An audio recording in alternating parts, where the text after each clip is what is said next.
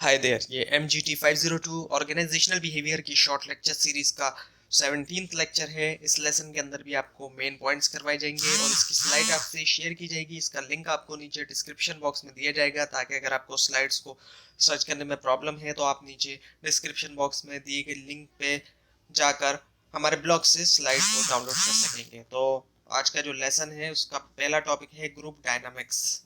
Group dynamics है क्या? असल में ग्रुप डायनामिक्स का मतलब ये कि बिहेवियर और साइकोलॉजिकल प्रोसेसेस का होना एक ग्रुप के अंदर या फिर ग्रुप्स के दरमियान होना। ग्रुप जो है वो है क्या? Two or more people trying to working together, दो या दो से ज्यादा लोग आपस में मिलके जो है वो काम करते हैं, उसको ग्रुप कहा जाता है। इसमें क्या होता है कि कई सारे लोग जो है वो ये इकट्ठे हो जाते हैं, उसको जो है ग्रुप कहा जाता है। ग्रुप इफेक्टिव तब होता है जब तीन क्राइटेरिया जो है वो सेटिस्फाइड होते हैं। पहला, प्रोडक्शन आउटपुट, यानी कि जो प्रोडक्ट है ग्रुप की, वो जो है ग्रुप वर्क की जो प्रोडक्ट है लाजमी तौर पे उसको पूरा करना चाहिए या एक्सीड कर देना चाहिए स्टैंडर्ड ऑफ क्वालिटी और क्वांटिटी। जो है स्टैंडर्ड ऑफ क्वालिटी और क्वांटिटी से कम नहीं होना चाहिए, उसके बराबर हो या उससे भी ज्यादा हो। और मेंबर सेटिस्फेक्शन, यानी कि member in the group must provide people with short term satisfaction. जो मेंबरशिप होती है ग्रुप के अंदर कि उसको प्रोवाइड करना चाहिए लोगों को शॉर्ट टर्म सेटिस्फेक्शन भी, और फैसिलिटेट करना चाहिए लॉन्ग टर्म डेवलपमेंट और ग्रोथ भी। And capacity for continued cooperation, यानी कि किस तरीके से ग्रुप जो है वो कंप्लीट करता है टास्क को, शुड मेंटेन और enhance the group ability to work together. Group that don't corporate can not survive. अब जो ऐसे ग्रुप हैं जो कॉपरेट नहीं कर सकते वो सरवाइव नहीं करते, क्योंकि कॉपरेशन बहुत जरूरी होता है ग्रुप्स के अंदर। सो अब ये एग्जाम्पल आपके सामने यहाँ दी गई है, ये सिनर्जी वाली एग्जाम्पल है। आगे कॉन्सेप्ट आएगा सिनर्जी का, 2+2 = 5, दो और दो मिलके 5 का काम करें। ये जो है सिनर्जी है। और 2+2 = 3, अगर दो और दो मिलके 3 का काम करेंगे तो ये प्रोसेस लॉस है। ये आगे आएगा तो आपको क्लियर हो जाएगा। ग्रुप्स डिफाइंड, अब यहाँ पे भी दिया गया कि ग्रुप है क्या? असल में दो या दो से ज्यादा इंडिविजुअल हैं जो इंटरेक्ट करते हैं एक दूसरे के साथ, ताकि अकम्प्लिश करें कॉमन गोल। और गोल एक ही होता है, कॉमन गोल होता है, सबका गोल कॉमन होता है। जब ग्रुप में लोग होते हैं तो उनका गोल कॉमन होता है, एक ही गोल होता है, और वो मिलके जो है वो हासिल करना चाहते हैं उस गोल को। ग्रुप और टीम्स, अब ग्रुप और टीम्स में थोड़ा फर्क है, ज्यादा फर्क नहीं है। ग्रुप का तो मतलब आपको समझ में आएगा कि दो या दो से ज्यादा लोग होते हैं, उनका कॉमन जो है वो इंटरेस्ट होता है, गोल होता है या ऑब्जेक्टिव होते हैं। उनके मकासद एक ही होते हैं जब वो ग्रुप में होते हैं। टीम का भी तकरीबन यही चीज है, टीम में भी कई सारे लोग होते हैं और उनके कॉम्प्लीमेंट्री स्किल्स होते हैं। लेकिन जो टीम का और ग्रुप का फर्क ये है कि वो ये है कि मोर इंटरडिपेंडेंस, ज्यादा एक दूसरे पे डिपेंड करते हैं टीम के अंदर। ग्रुप के अंदर कम डिपेंड करते हैं एक दूसरे पे, ग्रुप टीम में ज्यादा डिपेंडेंसी होती है। जिस तरह से फॉर एग्जांपल क्रिकेट की मिसाल ली जाए तो क्रिकेट टीम में एक प्लेयर दूसरे प्लेयर पे काफी ज्यादा डिपेंड करता है। और स्किल कॉम्प्लीमेंट्री होते हैं, ऐसे स्किल जो एक दूसरे को, एक का स्किल दूसरे की को मदद कर रहा होता है। ग्रुप्स वर्सेस टीम, अब इनको अगर हम कंपेयर करें, ऑल टीम्स आर ग्रुप्स, तमाम टीम्स जो है वो ग्रुप्स होती हैं, लेकिन तमाम ग्रुप्स टीम नहीं होते। And some groups are just people assemble together, कुछ ग्रुप्स ऐसे होते हैं कि लोगों से असेंबल कर दिया एक साथ उनको। और टीम्स जो होती हैं have task interdependence where some groups don't have. वही इंटरडिपेंडेंस की बात की कि एक दूसरे पे डिपेंडेंस ज्यादा होती है टीम में, टास्क जो करते हैं, जबकि कुछ ग्रुप्स में ऐसा नहीं होता। Types of groups, formal groups होते हैं और इनफॉर्मल ग्रुप्स होते हैं। फॉर्मल ग्रुप्स वो होते हैं जब लोगों को असेंबल किया जाता है, उनकी ग्रुपिंग की जाती है, मैनेजमेंट करती है ऑर्गेनाइजेशन की मैनेजमेंट करती है। ऑफिशियली तौर पे उनकी ग्रुपिंग की जा रही होती है, ताकि पर्पस ये होता है कि गोल को अचीव किया जा सके। ये होता है फॉर्मल ग्रुप। और ये ग्रुप जो होते हैं ये result from the demands and processes of organisation के अंदर जो डिमांड होती है और प्रोसेसेस होते हैं उसकी वजह से भी बनाया जाता है। इसको डेजिग्नेट किया जाता है ऑर्गेनाइजेशन की तरफ से, मैनेजमेंट वगैरह करती है, ग्रुपिंग जो है वो मैनेजमेंट करती है ऑर्गेनाइजेशन के अंदर, ऑफिशियली ग्रुपिंग की जाती है। और इसके अलावा फॉर्मल ग्रुप में भी कमांड ग्रुप है और टास्क ग्रुप है। कमांड ग्रुप से मुराद ये वो ग्रुप होता है जिसमें इंडिविजुअल डायरेक्टली रिपोर्ट करते हैं मैनेजर्स को। और टास्क ग्रुप का मतलब ये होता है कि ऐसे ग्रुप जहाँ पे एक स्पेसिफिक एक्शन को पूरा किया जाता है या प्रोड्यूस की जाती है प्रोडक्ट को। इनफॉर्मल ग्रुप्स होते हैं जो कि इनफॉर्मली तौर पे बनाए जाते हैं, जो नेचुरली बन जाते हैं। किसी सोशल या साइकोलॉजिकल फोर्सेस की वजह से। ऑफिशियली तौर पे ऑर्गेनाइजेशन की तरफ से कोई ग्रुपिंग नहीं की जाती, नेचुरल ग्रुपिंग होती है जो लोग होते हैं उनकी। सो इसके जो इसके अंदर इंटरेस्ट ग्रुप्स और फ्रेंडशिप ग्रुप्स होते हैं। So interest groups comprises workers coming together to achieve a mutual objective. लोगों का जो म्यूचुअल एक ऑब्जेक्टिव होता है उसके लिए लोग बनाते हैं, और इसमें जो लोग होते हैं उनका एक कॉमन इंटरेस्ट होता है और वो साथ मिलते हैं ताकि उसको प्रोटेक्ट कर सकें, उनका इंटरेस्ट सेम होता है। और फ्रेंडशिप ग्रुप्स होते हैं जो कि इसमें वो वर्कर्स होते हैं जिनके अंदर कोई ना कोई चीज़ कॉमन होती है। इसी चीज को दोबारा दिखाया जा रहा है। Formal and informal group, formal में कमांड्स और टास्क ग्रुप, इनफॉर्मल में interest and friendship group. So formal group leadership, अब जो लीडर होता है फॉर्मल ग्रुप का उसके कुछ डिफरेंट नाम होते हैं जैसे कि supervisor, foreman, department manager, committee chairman, task force head and project leader. So remember, अब एक बड़ी अहम बात याद रखने की है कि जब इंडिविजुअल ग्रुप में होता है तो वो डिफरेंट एक्ट करता है, डिफरेंट तरीके से वो परफॉर्म करता है, जब निस्बत के वो अगर अलहदा हो, अलहदा एक शख्स अलग तरीके से बिहेव करेगा, परफॉर्म करेगा, एक्ट करेगा, और ग्रुप में होगा तो अलहदा करेगा। So why do people join group, join क्यों करते हैं लोग ग्रुप्स को? कोई ना कोई वजह है, सिक्योरिटी मिलती है उनको, स्टेटस मिलता है उनको ग्रुप ज्वाइन करने से, सोशल नीड्स भी होती हैं इस वजह से भी, और पावर मिलती है ग्रुप ज्वाइन करने से, और गोल अचीवमेंट, गोल को अचीव करना होता है, इस वजह से भी लोग ज्वाइन करते हैं। फिर स्टेजेस है ग्रुप डेवलपमेंट की। ग्रुप डेवलप्ड होता है तो सबसे पहले फॉर्मिंग होती है उसकी, स्टॉर्मिंग, नॉर्मिंग, परफॉर्मिंग और एडजोरिंग, इनकी डिटेल आगे आ जाएगी। नाउ द फॉर्मिंग स्टेज, जो कि पहला स्टेज है ग्रुप का। सो इनिशियल बिगिनिंग स्टेज है ये। इसमें try to understand real task, जो रियल टास्क होता है उसको समझा जाता है, एक दूसरे को जाना जाता है, रूल्स को एक्सप्लेन किया जाता है। जब फॉर्म हो जाता है ग्रुप तो उसके बाद कुछ नाम से ही आपको अंदाजा होगा, स्टॉर्मिंग होती है एक तरह से। इसमें कुछ इख्तलाफात भी हो सकते हैं, कुछ एक दूसरे से लड़ाई भी कुछ हद तक हो सकती है। इसमें होता क्या है कि एक्सपेक्टेशन को क्लैरिफाई किया जाता है, दूसरे के स्टाइल को समझा जाता है। दूसरों को समझाया जाता है इस स्टेज के अंदर। उसके बाद फिर नॉर्मिंग स्टेज आती है, यानी कि नॉर्मलाइज हो जाता है, understanding expectations of each other, दूसरे की एक्सपेक्टेशंस वगैरह समझ में आ जाती हैं, एक दूसरे को समझा जाता है, और हर चीज़ जो है इसमें फिर नॉर्मलाइज हो गई। स्टॉर्मिंग में क्या हुआ था, एक तरह से काफ़ी इख्तलाफात वगैरह हो जाते हैं। वो तमाम चीज़ें यहाँ पे नॉर्मलाइज हो जाती हैं। अब ग्रुप जो है वो एक तरह से नॉर्मल जो है वो हो जाता है। और उसके बाद जब नॉर्मल हो गया सब, उसके बाद जो है समझा जाता है, जो भी टास्क होते हैं मुश्किल से मुश्किल टास्क को भी समझ लिया जाता है और फिर परफॉर्म किया जाता है। अच्छी मुश्किल से मुश्किल टास्क को समझा और फिर उसको परफॉर्म किया जाए, और फिर जब परफॉर्म कर दिया तो एडजोरिंग स्टेज आ जाती है। अब ग्रुप ने परफॉर्म कर लिया है, अब ग्रुप को जो है वो डिसबैंड कर दिया जाता है, इनके अलहदा अलहदा लोग हो जाते हैं, ग्रुप जो है वो उसको डिसॉल्व किया जाता है, ख़त्म कर दिया जाता है। अब इसी चीज़ को दिखाया जा रहा है यहाँ पे, और यहाँ पे एक और स्टेज शामिल कर दी गई है, प्री स्टेज। जब ग्रुप बना नहीं तो उससे पहले की एक स्टेज जिसमें प्री स्टेज है कि लोगों को दिखाया जा रहा है कि मुख्तलिफ उनकी डायरेक्शंस हैं, और फॉर्मिंग हुई, फॉर्मिंग में भी मुख्तलिफ ही डायरेक्शंस दिखाई जा रही हैं।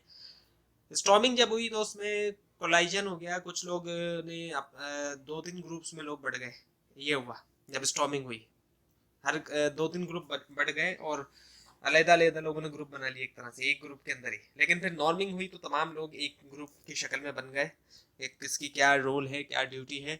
और फिर परफॉर्मिंग में परफॉर्म किया, नॉर्मिंग के बाद लोगों ने परफॉर्म किया, और फिर परफॉर्म होने के बाद आखिर में फिर एडजोरिंग हुई, यानी कि अब अलहदा अलहदा लोग जो है वो हो गए। तो ये थे स्टेजेस। अब इसमें जो है वो तीन चीज़ें दिखाई जा रही हैं। इंडिपेंडेंस, ग्रुप बनने से पहले इंडिपेंडेंस है लोग, और ग्रुप के दरमियान डिपेंडेंस भी है और इंटर डिपेंडेंस भी है, और फिर आखिर में रिटर्न टू इंडिपेंडेंस, दोबारा इंडिपेंडेंस पे आ गए जब ग्रुप खत्म हुआ। फॉर्मिंग, स्टॉर्मिंग, नॉर्मिंग और परफॉर्मिंग के अंदर इंडिविजुअल्स और ग्रुप इश्यूज क्या क्या आते हैं। फॉर्मिंग के अंदर जो इंडिविजुअल इशू आता है, how do I fit in, किस तरीके से मैं फिट होऊंगा इसके अंदर। और group issue, why are we here, क्यों हम हैं यहाँ पे। और स्टॉर्मिंग के अंदर जो इंडिविजुअल इशू आता है, व्हाट्स माई रोल हेयर, मेरा रोल यहाँ क्या है। ग्रुप इशू आता है, why are we fighting over who is in charge and who does what, यानी कि हम क्यों जो है वो फाइट कर रहे हैं कि कोई कौन इंचार्ज है और कौन क्या करता है, क्या करेगा एक्चुअली। एंड नॉर्मिंग के अंदर जो इंडिविजुअल इशू है, what do the other expects me to do, यानी कि मुझसे दूसरे क्या एक्सपेक्ट करते हैं। और ग्रुप इशू आता है, can we agree on roles and work as a team, क्या हम एग्री हो सकते हैं इस बात पे जो रोल्स हैं और वर्क है एज अ टीम उस पे। एंड परफॉर्मिंग में इंडिविजुअल इशू आता है, how can I best perform my role, किस तरीके से मैं बेस्ट परफॉर्म कर सकता हूँ अपना रोल। और इन ग्रुप में आता है कि can we do the job properly, यानी कि क्या हम जॉब को प्रॉपरली कर सकते हैं। सो ये इश्यूज थे। सो ग्रुप टास्क, अब ग्रुप टास्क ये है कि the more the complex task, जितना ज़्यादा कॉम्प्लेक्स टास्क होगा उतना ही वो नन रूटीन होगा, रूटीन से हटके होगा, और उसके लिए जारी बात है रेंज ऑफ स्किल की जाएगी, ज़रूरत पड़ेगी रेंज ऑफ स्किल की। So the more important group process becomes, तो उसमें क्या होता है जब रेंज ऑफ स्किल्स चाहिए, कई सारे स्किल्स चाहिए, तो ग्रुप इम्पॉर्टेंट हो जाता है ज़्यादा ग्रुप प्रोसेस।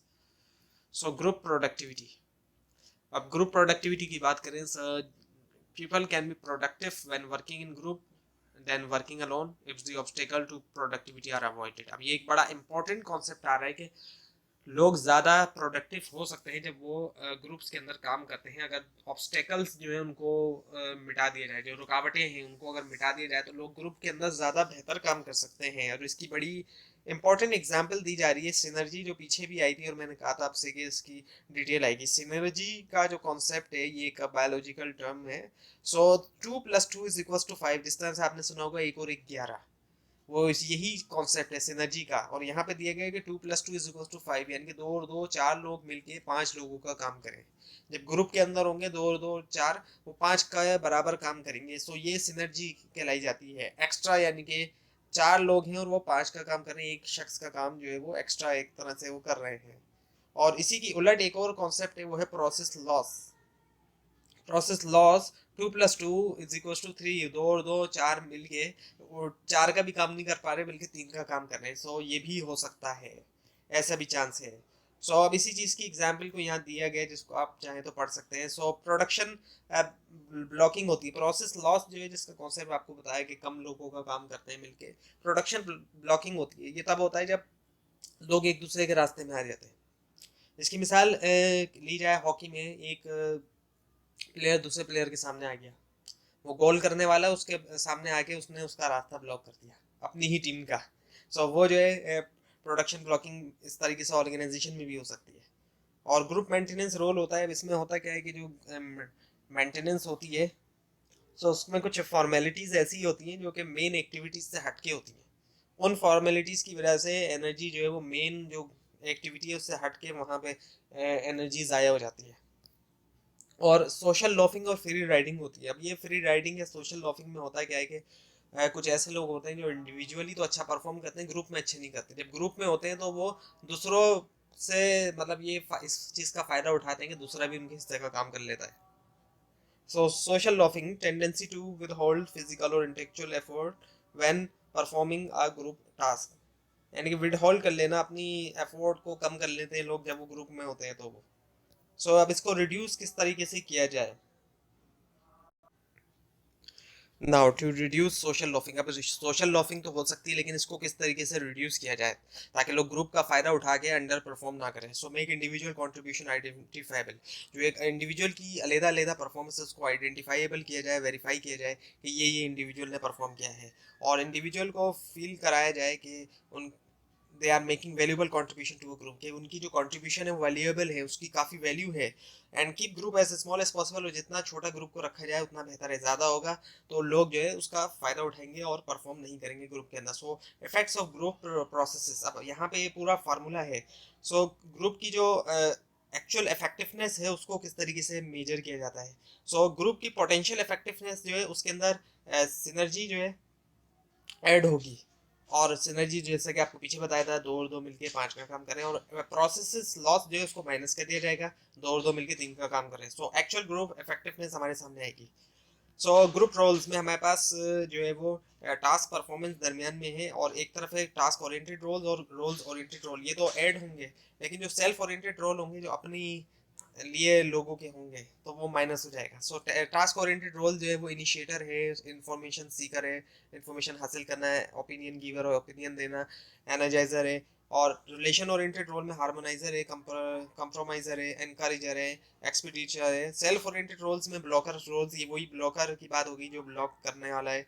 रिकग्निशन सीकर है, सिर्फ वो रिकग्नाइजेशन हासिल करना चाहेगा। डोमिनेटर है, डोमिनेट करना चाहेगा दूसरों को, और अवॉइडर। तो ये जो है सेल्फ ओरिएंटेड रोल है जो माइनस हो जाएंगे। So work group behaviour affected by, जो वर्क ग्रुप बिहेवियर होता है किन चीज़ों से उसके ऊपर अफेक्ट पड़ता है, एक्सटर्नल कंडीशन से फर्क पड़ता है, ग्रुप मेंबर के रिसोर्सेज से, ग्रुप का स्ट्रक्चर जो होता है उससे, ग्रुप के प्रोसेस से और ग्रुप के टास्क से। सो एक्सटर्नल कंडीशन जो इम्पोज की जाती है ग्रुप के ऊपर, उसमें उसकी ओवरऑल जो स्ट्रेटजी, वो अथॉरिटी का जो स्ट्रक्चर है, किसकी कितनी अथॉरिटी वगैरह, ये सारी चीज़ें, फॉर्मल रेगुलेशन है, रिसोर्सेज है, एम्प्लॉय का सेक्शन है, एवेल्यूशन रिवार्ड से, रिवार्ड की एवेल्यूशन रिवार्ड यानी कि एग्जामिनेशन, कल्चर और work setting. So group member resources, so इसका मतलब ये कि कौन से रिसोर्सेज ग्रुप मेंबर्स के हैं, ये चीज़ें आ जाती हैं इसके अंदर। नॉलेज एंड स्किल्स हैं, एबिलिटी है, पर्सनैलिटी है। सो ग्रुप स्ट्रक्चर की अगर हम बात करें तो ग्रुप जो है वो अनऑर्गेनाइज मॉब नहीं है, यानी कि क्राउड नहीं है, अनऑर्गेनाइज किस्म का कोई क्राउड नहीं होता ग्रुप। हर ग्रुप का एक स्ट्रक्चर होता है that shapes the member behaviour, उसी से मेंबर का जो बिहेवियर है उसके अंदर फर्क आता है। सो ग्रुप स्ट्रक्चर के अंदर फॉर्मल किस्म की लीडरशिप होती है, एक लीडरशिप होती है फॉर्मलाइज, रोल्स दिए जाते हैं, नॉर्म्स होते हैं यानी कि असूल होते हैं, स्टेटस दिया जाता है, साइज होता है ग्रुप का, कॉम्पोजिशन होती है यानी कि तरतीब उसकी, कोहेसिवनेस होती है कि किस हद तक जो है वो एक दूसरे से जुड़े हुए हैं लोग, और रूल्स भी होते हैं। So size of the group, norms acceptable, अब यहाँ पे थोड़ी उसके बारे में बताया जा रहा है कि साइज जो होता है ग्रुप का, वो नॉर्म जो एक्सेप्टेबल जो स्टैंडर्ड होते हैं ग्रुप बिहेवियर के शेयर्ड बाय मेंबर्स के, जो कौन से बिहेवियर एक्सेप्टेबल हैं, और cohesiveness, degree to which each members are attracted to each other, किस हद तक वो एक दूसरे से अट्रैक्टेड हैं, and desire to maintain in group. So group task के अंदर रिक्वायरमेंट्स आ जाती हैं, कॉम्प्लेक्सिटी आती है और इंटरडिपेंडेंसी। कॉम्प्लेक्सिटी मींस डिफिकल्टी, पेचीदगी जो होती है उसकी वो, और इंटरडिपेंडेंस मतलब एक दूसरे के ऊपर dependency. So factors that contribute to group cohesiveness, किन फैक्टर्स से ग्रुप कोहेसिवनेस को फर्क पड़ता है। सो ग्रुप के साइज से फर्क पड़ता है कि ग्रुप का कितना साइज है, जितनी कम साइज होगा तो कोहेसिवनेस ज़्यादा हो सकती है। सिमिलैरिटी और डाइवर्सिटी ऑफ ग्रुप मेंबर्स, किस हद तक ग्रुप मेंबर एक दूसरे से सिमिलर हैं या नहीं है। And competition with other groups, group दूसरे ग्रुप से कितना कंपटीशन है इससे भी फर्क पड़ता है, सक्सेस से भी फर्क पड़ता है, और एक्सक्लूसिवनेस से भी फर्क पड़ता है। एक्सक्लूसिवनेस मतलब एक्सक्लूडिंग करना जैसे। So relationship between cohesiveness, norms and productivity, एक तरफ कोहेसिवनेस है और एक है performance norm. So high cohesiveness और हाई परफॉर्मेंस नॉर्म होगा तो हाई प्रोडक्टिविटी होगी, और लो कोहेसिवनेस होगी और हाई परफॉर्मेंस नॉर्म होगा तो मॉडरेट प्रोडक्टिविटी होगी। और कोहेसिवनेस हाई होगी लेकिन परफॉर्मेंस नॉर्म्स लो होंगे तो लो प्रोडक्टिविटी होगी, और कोहेसिवनेस भी लो होगी और परफॉर्मेंस नॉर्म भी लो होंगे, तो ऐसे सिचुएशन के अंदर मॉडरेट टू लो प्रोडक्टिविटी होगी। सो ग्रुप साइज की अगर हम बात करें तो स्मॉलर ग्रुप जो है वो बेटर है टास्क कंप्लीशन के लिए बेटर होते हैं स्मॉलर ग्रुप, और लार्जर ग्रुप जो है वो बेटर होते हैं कलेक्टिंग करने के लिए इन्फॉर्मेशन को और कॉम्प्लेक्स प्रॉब्लम सॉल्विंग के लिए। So group effectiveness and efficiency की अगर हम बात करें तो उसके अंदर एक्यूरेसी है, क्रिएटिविटी है, स्पीड है और एक्सेप्टेंस है। सो ग्रुप इफेक्टिवनेस और एफिशिएंसी की अगर हम बात करें तो एक्यूरेसी होनी चाहिए, क्रिएटिविटी होनी चाहिए, एक्सेप्टेंस होनी चाहिए और स्पीड होनी चाहिए। तो ये हुआ लेसन नंबर 17। आपको अगर कोई क्वेश्चन हो तो नीचे कमेंट कीजिए, और ये स्लाइड आप नीचे डिस्क्रिप्शन बॉक्स में दिए गए लिंक से हासिल कर सकते हैं, लेकिन अगर आपको लिंक ना मिले उसके लिए आप नीचे कमेंट कीजिए, और इस पूरी सीरीज को देखने के लिए इस चैनल को सब्सक्राइब कीजिए, बेल आइकन के ऊपर क्लिक कीजिए। Thanks for watching this video.